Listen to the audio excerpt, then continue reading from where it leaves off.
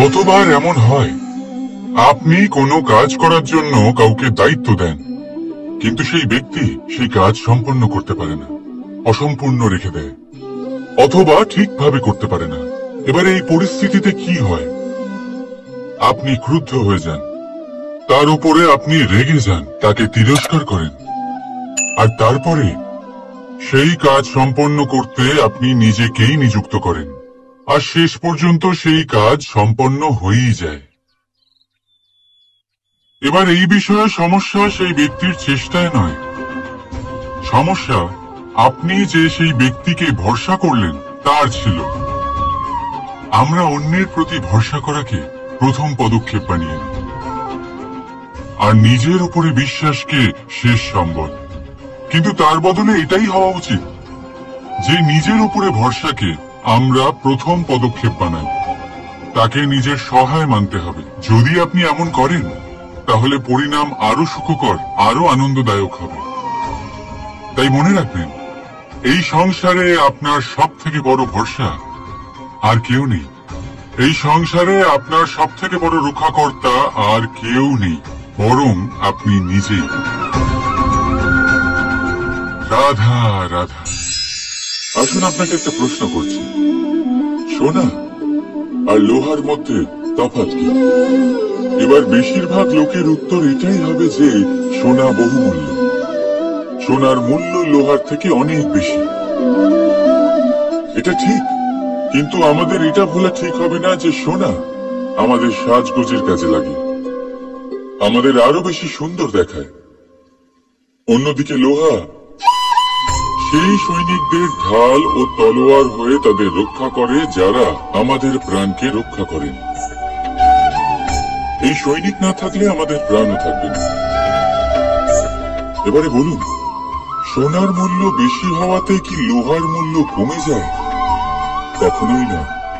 ঠিক সেইভাবে এই জীবনে আপনি যতই চেষ্টা করুন, কিছু না কিছু এমন থেকে যাবে যা আপনি কখনোই পাবেন না, আর সেই কারণে নিজেকে অক্ষম মনে করা অনুচিত। হতে পারে আপনার কাছে সেই গুণ আছে যেটা সংসারে আর কারোর কাছে নেই। সেই গুণটাকে চিনুন, সেটাকে বাড়ান, আর সেটাকে ব্যবহার করুন। তাই মনে রাখবেন, সংসারে প্রত্যেকটা ব্যক্তি বিশেষ হয়, আর এই সংসারে সবাই সবকিছু পায় না। নিজেই দেখে নিন, সোনাকে যে দোকানে সাজিয়ে রাখা হয় সেই দোকানের তালা লোহা দিয়ে তৈরি হয়। রাধা রাধা। সংসারে সব থেকে বেশি দামি কি, সব থেকে বেশি মূল্যবান কি? কেউ বলবে সোনা, কেউ বলবে রত্ন, কেউ বলবে মুক্ত, কেউ বলবে মানিক। এগুলো কতটা মূল্যবান? ধরুন, কিছু সোনার মুদ্রা দিয়ে আমরা মুক্ত কিনতে পারি, কিছু মুক্ত দিয়ে একটা মানিক, কিছু মানিক দিয়ে কিনতে পারি একটা হীরে। কিন্তু এই জগতের সমস্ত ধন খরচ করেও একটা জিনিস আমরা কিনতে পারবো না, আর তা হলো একটা মুহূর্ত। কি হলো? সত্যি সামনে এসে গেল। সত্যি হলো এটাই যে জগতে সব থেকে বেশি মূল্যবান সময়, সেই সময় যেটা আমরা এমনি নষ্ট করে দিই অকাজে, কখনো কোনো আশাতে, কখনো শোক করে, কখনো ঘটে যাওয়া দিনের কথা ভেবে, তো কখনো ভবিষ্যতের চিন্তাতে। এই সময়ের সদ্ব্যবহার আমাদের করা উচিত। এই সময়ের সদ্ব্যবহার করে আমাদের ধন অর্জন করা উচিত, মহান কাজ করা উচিত, আমাদের ব্যক্তিত্বকে উদার করা উচিত, ভালো কাজ করা উচিত, সকলের সাথে আনন্দ ভাগ করা উচিত। যদি আমরা এই সংসার থেকে চলেও যাই, তাহলেও সময় আমাদের যেতে দেবে না। এখানেই স্থিত করে রাখো, কারোর না কারোর জন্য প্রেরণা হয়ে, বা কারোর মুখে কৃতজ্ঞতার হাসি ফুটিয়ে। রাধা রাধা। সূর্য এই সংসারে সব থেকে বেশি তেজস্বী এই সূর্য, সব থেকে বেশি উজ্জ্বল, সব থেকে বেশি শক্তিশালী। কিন্তু আপনি কি কখনো সূর্যোদয় দেখেছেন? এই শক্তিশালী সূর্য কিভাবে উদয় হয়? লাল রঙের আভার সাথে, সৌম্যতার সাথে, শান্তির সাথে উদয় হয়। কখনো সূর্যাস্ত দেখেছেন? সেই লাল রঙের আভা, সেই সৌম্যতা, সেই একই শান্তি। আর এটাই একজন মহান ব্যক্তিত্বের গুণ। যখন জীবনে উত্থান ঘটে তখনও অহংকার করেন না, সৌম্যতা বজায় রাখেন। আবার যখন জীবনে ক্ষতি হয় তখনও সৌম্যতা বজায় রাখেন। যদি আপনিও চান সূর্যের মতো আপনি সম্মান পাবেন, তাহলে সূর্যের মতন হন। যখন জীবনে আনন্দ আসে, কুশল আসে, তখন সীমা লঙ্ঘন করবেন না। যখন জীবনে দুঃখ আসে, কষ্ট আসে, বিনাশের পথে অগ্রসর হবেন না। সৌম্য থাকুন, শান্ত থাকুন, সূর্যের মতো চকচক করতে থাকুন। কারণ সব মুহূর্তের মতোই এটাও একটা মুহূর্ত। তাতে আপনি আনন্দ লাভ করুন বা পান দুঃখ, এই মুহূর্ত অবশ্যই চলে যাবে। রাধা রাধা। এই কোমল ঘাস দেখতে পাচ্ছেন? এত কোমল যে কোনো বালক এসেও যদি এর উপরে বসে পড়ে তাহলে এটা নুয়ে পড়ে। একটা ছোট ইঁদুর কোথাও থেকে চলে এসে তার দাঁত দিয়ে এটা কেটে দিতে পারে। আর যদি কোনো হাতি চলে আসে তাহলে খুব সহজেই সে সমূলে এটা উপড়ে ফেলতে পারে, তাই না? এবারে দেখুন, আমি এই ঘাসকেই বেঁধে একটা দড়ি বানিয়েছি, আর এখন সেই কোমল ঘাস একটা অত্যন্ত শক্তিশালী বন্ধনে পরিণত হয়েছে। এমন এক বন্ধন যেটা কোনো হাতিকে বাঁধার কাজে আসতে পারে। সেই হাতি যে খুব সহজে এই ঘাসকে উপড়ে ফেলতে পারত। বুঝেছেন আপনি? এই দড়ির মতো যদি আপনারা একসাথে থাকেন, একে অপরকে সাহায্য করেন, পাশে থাকেন, তাহলে যত বড়ই সমস্যা হোক না কেন সেটার সমাধান বড়ই সহজে আপনারা বের করে ফেলতে পারবেন। রাধা রাধা। আসুন আজকে আমরা কথা বলি ভাষার বিষয়ে। এই ভাষা কত অদ্ভুত এক শক্তি, কিন্তু কখনো কখনো আমরা এই তর্কে লিপ্ত হয়ে যাই যে কোন ভাষা সর্বশ্রেষ্ঠ। কখনো কখনো এই সমস্যায় আটকে পড়ি যখন সামনের জনের ভাষা ভিন্ন আর আমাদের ভিন্ন, না আমরা তার কথা বুঝতে পারি না সে আমাদের। আচ্ছা ঠিক আছে, কিন্তু কেউ আমাকে এটার মানে স্পষ্ট করে বোঝান। সূর্যমুখী, সূর্যের কিরণের কোন ভাষা সে বুঝতে পারে যে সূর্য ওঠার সাথে সাথে সেও ফুটে ওঠে? চকর, চকরের কাছে এমন কোন ইন্দ্রিয় আছে যে সে চাঁদের শীতলতা অনুভব করতে পারে? গরু এমন কোন সঙ্গীত শিখেছে যে আমার বাঁশির সুর শুনে তারা নিজেই চলে আসে? এই সব, এই পুরো সংসার, এই ব্রহ্মাণ্ড শুধুমাত্র একটা ভাষা বোঝে, প্রেমের ভাষা। না কোনো শব্দ, না কোনো বাণী, শুধু অনুভূতি। এই প্রেমের ভাষা সংসারের সব থেকে বড় ভাষা, যেটা আপনি নিজেও বুঝতে পারেন, আবার অন্যদেরকেও বোঝাতে পারেন। রাধা রাধা। সাগর আর নদী, এই দুই হলো জলাধার, কিন্তু দুজনের মধ্যে তফাৎ দেখুন কতটা। যখন বৃষ্টি পড়ে তখন নদীর স্তর বেড়ে যায়, এত বেশি বেড়ে যায় যে কখনো কখনো পার ভেঙে বয়ে যায়, সব ধ্বংস করে দেয়। কিন্তু যদি বৃষ্টি না হয় তাহলে শুকিয়ে যায় এই নদী, একটা ক্ষীণ ধারায় পরিণত হয়। অন্যদিকে আছে সাগর। এবার সাগরকে দেখুন, যদি নদী এসে সাগরের সাথে মিশেও যায় তাহলেও সাগরের স্তর বেড়ে ওঠে না। সূর্যের তাপ যতই বেড়ে যাক না কেন, সেই তাপের কারণে সাগরের স্তর কমে যায় না, শান্ত হয়ে থাকে, সবেতে সামঞ্জস্য রাখে। আর সেই জন্যই তো এত বিশাল, এত মহান হয় এই সাগর। যদিও আপনিও মহান হতে চান, নিজের ব্যক্তিত্বকে বিশাল বানাতে চান, তাহলে মনে রাখুন আপনাকে সাগরের মতো হতে হবে। শান্ত চিত্তে থাকুন, সবকিছু সমান রাখুন। যদি জীবনে কিছু বেশি সুখ চলে আসে তাহলে নিজের বোধ বুদ্ধি হারাবেন না। যদি জীবনে দুঃখ আসে, কষ্ট আসে, তাহলে আপনার দৃঢ়তা, আপনার লক্ষ্য আর আপনার শক্তিকে ভুলবেন না। কারণ এই শ্রেষ্ঠত্ব ব্যক্তির আচরণ মানা হয়। রাধা রাধা।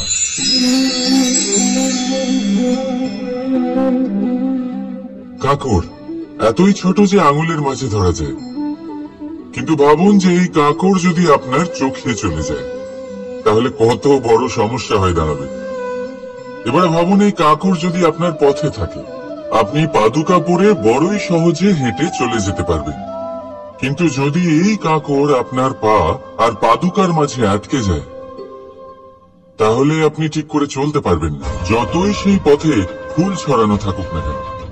তার মানে আপনি বাইরের সমস্যা এবং প্রতিকূলতার সাথে লড়তে পারবেন, ভেতরের নয়। ভেতরের সমস্যার সাথে লড়াই করা ভীষণ কঠিন। সেই জন্য সবার আগে ভেতর থেকে আপনি শক্তিশালী হয়ে উঠুন, ভেতর থেকে পরিপূর্ণ হয়ে উঠুন। তবেই আপনি সংসারের সমস্ত সমস্যার সাথে লড়াই করতে পারবেন, আপনি বিজয়ীও হতে পারবেন। রাধা রাধা। এই সংসারকে আপনি কেমন করে জানবেন, কেমন করে বুঝবেন? এবার আপনার উত্তর বড়ই সহজ হবে, সংসারকে নিজে চোখে দেখে। এটা অবশ্যই উচিত। এবারে দেখুন না, আমরা নিজে চোখে এই সংসারকে দেখি, একে চিনি, তারপরে আমরা বুঝতে পারি। কিন্তু আমরা এটা খেয়াল করতে পারি না যে সমস্ত সংসারকে দেখছে যে চোখ, তা কতটা ছোট হয়, তাই না? একা একজোড়া চোখ আমাদের সমস্ত সংসারকে দেখায়। তাহলে ভেবে দেখুন আপনার কাছে আর কি কি আছে। দুটি চোখ আছে, দুটি কান আছে, বলার ক্ষমতা আছে, যা দিয়ে আপনি শব্দ নির্মাণ করতে পারেন, শব্দ যা দিয়ে আপনি ব্রহ্ম বানাতে পারেন। দুই হাত আছে, যদি সে চায় তাহলে পাতাল খুঁড়ে সে জল নিয়ে আসতে পারে। দুটি পা আছে, যদি সে চায় তাহলে সংসারে যত বড়ই পর্বত হোক না কেন তাকে পার করতে পারে। একটা হৃদয় আছে যে প্রেমের বন্ধনে সবাইকে বেঁধে রাখে। একটা মন আছে যে প্রকাশের থেকেও বেশি তীব্র গতিতে চলে। এক মস্তিষ্ক আছে যে যত বড়ই সমস্যা হোক না কেন সমাধান বের করে ফেলে। এবারে ভেবে দেখুন আপনার কাছে কি কি নেই। বোঝার চেষ্টা করুন আপনি কতটা ধনবান। এই সংসারে সেই ব্যক্তি সুখী নন যার কাছে ধন আছে। সুখী সেই যে ধনের সদ্ব্যবহার করে। ঠিক তেমনি আপনার ধন হলো আপনার এই শরীরের ক্ষমতা। এই শরীরের ক্ষমতাগুলিকে ব্যবহার করে ধনাত্মক দৃষ্টিভঙ্গিতে সবকিছু দেখুন। এই সংসারকে বুঝুন, নিজেকে বুঝুন। এই সুখ চাইলেও আপনার থেকে দূরে থাকতে পারবে না। রাধা রাধা। এই সংসারে সব থেকে বড় রোগ কোনটা? কেউ বলবে খিদে, কেউ বলবে বার্ধক্য, কেউ বলবে জ্বর আদি ইত্যাদি। আমরা সবসময় চেষ্টা করি যে আমরা এই সব রোগ থেকে দূরে থাকি। সময় মতো আমরা চিকিৎসকের সাথে দেখা করি। অনেক চেষ্টা করি যাতে এই রোগ আমাদের আশেপাশেও না ঘোরাফেরা করতে পারে। কিন্তু জগতের সব থেকে বড় রোগ সব সময় আমাদের সাথেই থাকে, আর এই রোগের নাম হল ভয়। যে কোনো কিছুর ভয়। লোকে কি ভাববে এর ভয়। যদি আমি এটা করি তাহলে কি হবে এর ভয়। যদি আমি এটা না করি তাহলে কি হবে এর ভয় আদি ইত্যাদি। দেখতে গেলে প্রত্যেক মানুষের মনে একটা ভয় আছে যা তাকে কষ্ট দেয়। এবার এই ভয় কি করে? আপনার শক্তিকে, আপনার আত্মবিশ্বাসকে, আপনার ব্যক্তিত্বকে শেষ করে দেয়। তাই মনে রাখবেন, যদি আপনি আপনার ভাগ্য নিজে বানাতে চান তাহলে সবার আগে ভয়মুক্ত হয়ে যান। আপনি নিজেই দেখুন কি অদ্ভুত ব্যাপার এটা, যা এখনো ঘটেনি সেটা ভেবে এত ভয় পাই যে বর্তমানে নিজেদের কষ্ট দিই। সেই জন্য যা এখনো ঘটেনি তা নিয়ে দুশ্চিন্তা করবেন না। হ্যাঁ, যেটা হয়ে গেছে সেটার সমীক্ষা অবশ্যই করুন, তা থেকে শিখুন, অবশ্যই জীবনে অগ্রসর হন। আর এখনকার জন্য নির্ভয় হয়ে আমার সাথে ভালোবেসে বলুন, রাধা রাধা। জীবনে আমরা সবাই, এই সংসারে প্রত্যেকেই শুধুমাত্র ওপরে উঠতে চায়। এমন কেউ নেই যে নিচে পড়তে চায়। কিন্তু আপনাকে যদি সত্যের সাথে পরিচয় করাই, তাহলে নিচে পড়া অত্যন্ত আবশ্যক। যখন আপনি নিচে পড়েন, তখন সর্বপ্রথম আপনার মনে পড়ে ওপরে যখন ছিলেন, সেই স্থান, সেই সময় এবং তার গুরুত্ব কি ছিল। তার থেকেও বড় শিক্ষা, আপনার যখন পতন ঘটে তখন আপনি বুঝতে পারেন আপনার আপন কে আর আপনার পর কে। কে আপনার শুভাকাঙ্ক্ষী আর তারা কে যারা আপনাকে ঈর্ষা করে, আপনাকে ঘৃণা করে। দেখুন, যখন আপনার পতন ঘটে, সেই সময় যিনি হাত বাড়াবেন আপনাকে সাহায্য করার জন্য, উনিই আপনার আপনজন। আর যখন আপনার পতন ঘটে, তখন শান্ত হয়ে দেখবেন যে আপনাকে দেখে হাসছে, সেই আপনার পর। আর এই আপনজন আর পরের জ্ঞান তখনই হবে যখন আপনার পতন ঘটবে, তখন নয় যখন আপনি উন্নতি করছেন। সেই কারণে পতনকে কখনো ভয় পাবেন না। এটা আপনাকে জীবনের খুব বড় এক শিক্ষা দিয়ে যায়। রাধা রাধা। ব্যক্তি কখন সফল হয়, কখন অসফল, কখন ক্ষতি হয়, কখন লাভ, কখন জয় হয়, কখন পরাজয়, এসব কিসের উপরে নির্ভরশীল? বেশিরভাগ লোকেই বলবেন পরিস্থিতির উপর। আর সেটা ঠিকও। যদি বাইরে বর্ষার পরিবেশ থাকে, তবে সেখানে বস্ত্র কিভাবে শুকোতে পারে? যদি ঝড়ের পরিবেশ থাকে, তাহলে নৌকা কিভাবে পার করানো যেতে পারে?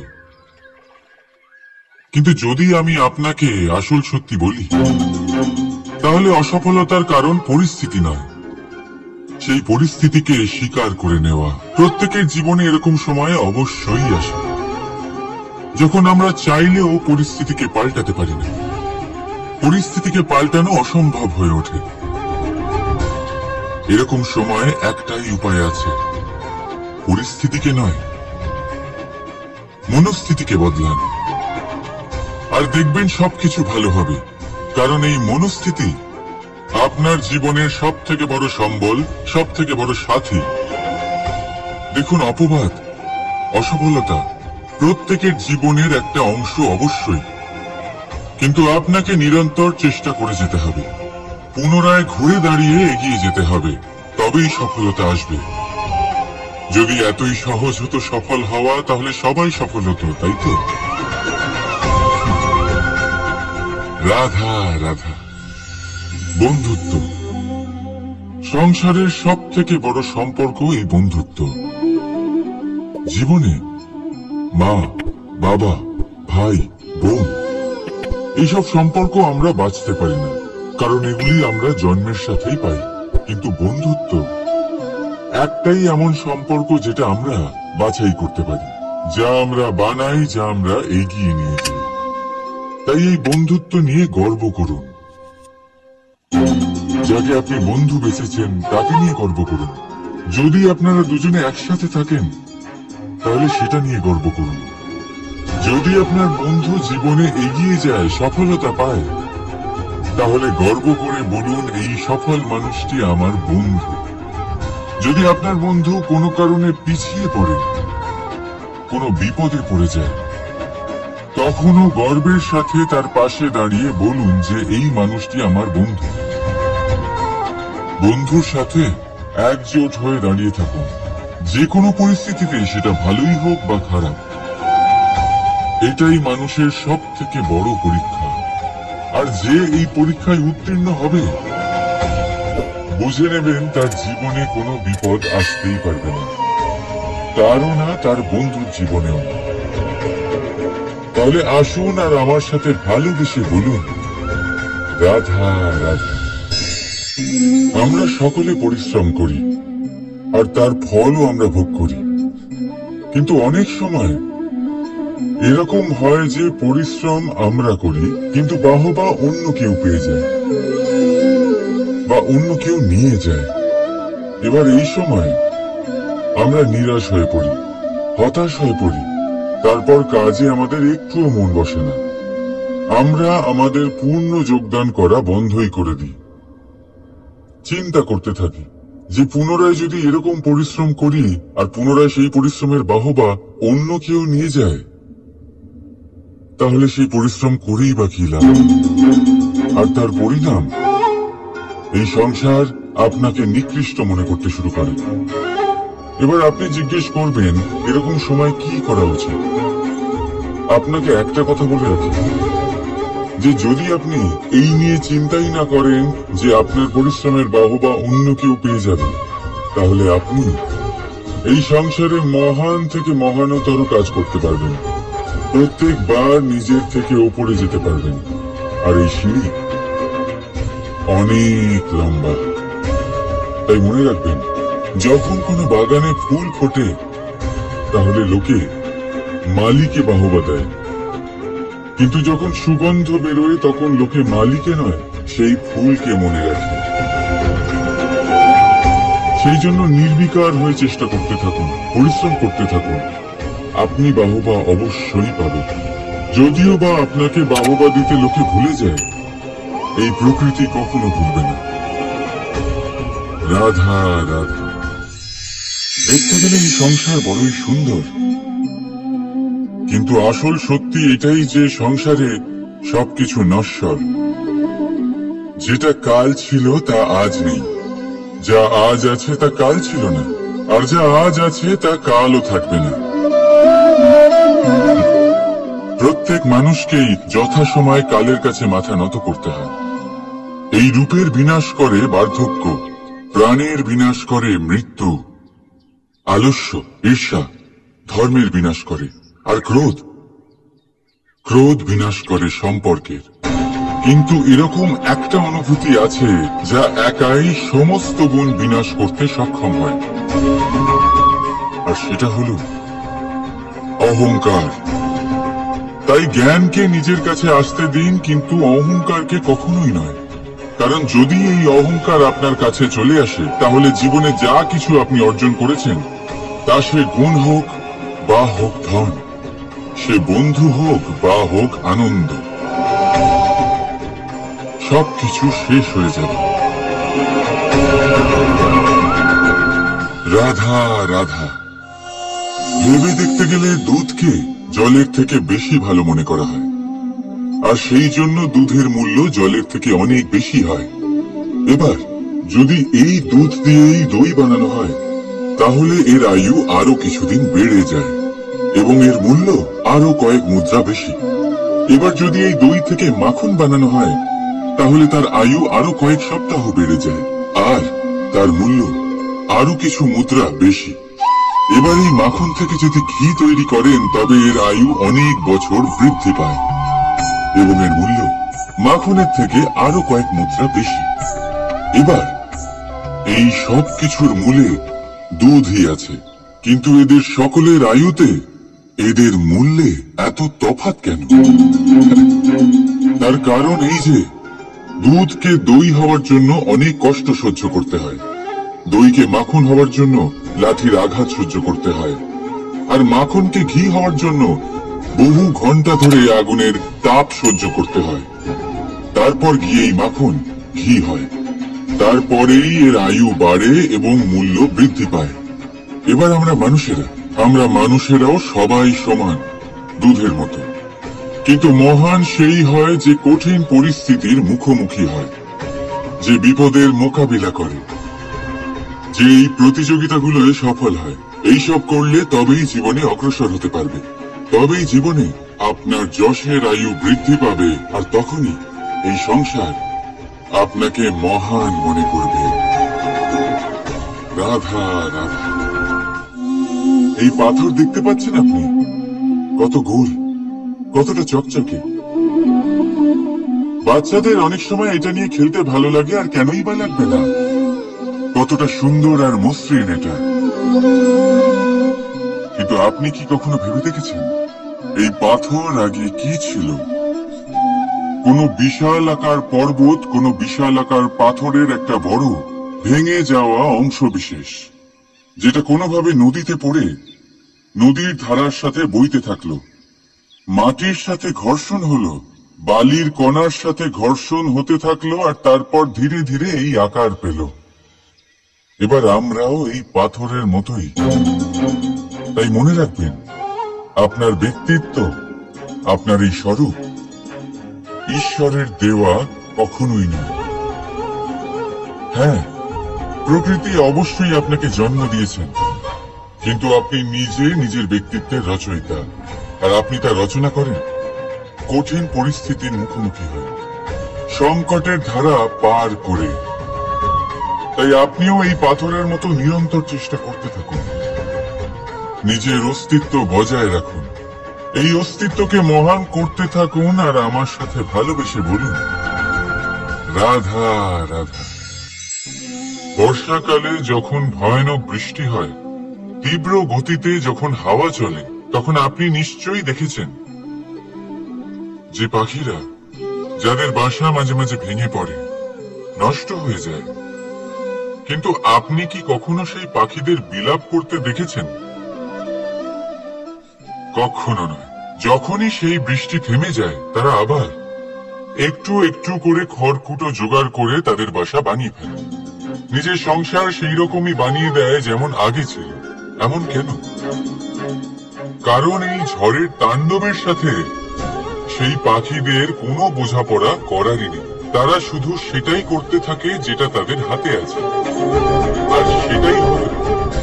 আর এটাই হলো সুখী জীবনের মূল মন্ত্র।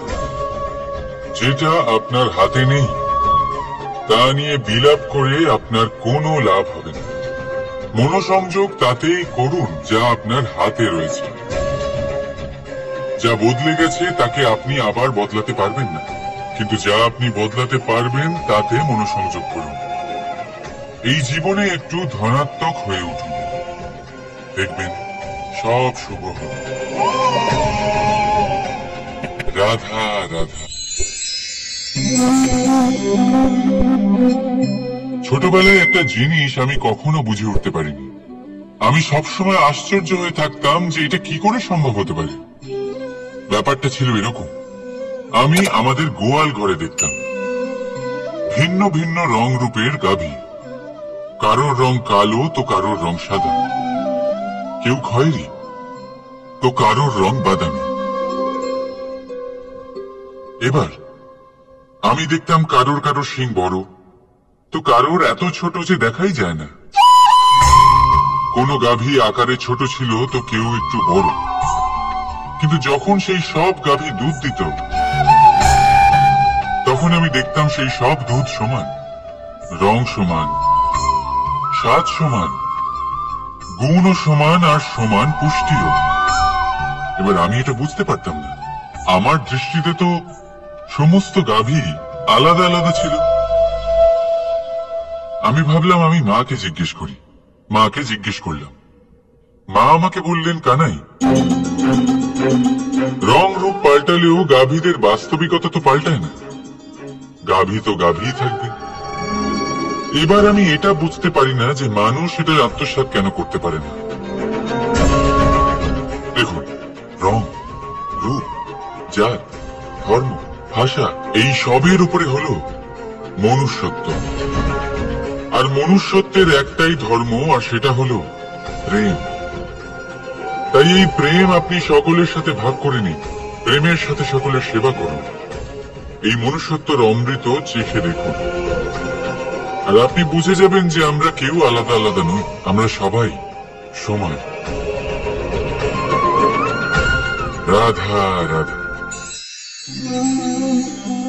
সাগর, কত বিশাল হয় এই সাগর! কি না করতে পারে এই সাগর! এক মুহূর্তের মধ্যে সব ধ্বংস করে দিতে পারে, প্রলয় ডেকে আনতে পারে, সংসার মুছে ফেলতে পারে। এই সাগর জীবন জ্যোতি নিভিয়ে দিতে পারে। কিন্তু এই সাগর যা মেটাতে পারে না, তা হলো একজন তৃষ্ণার্তের তৃষ্ণা।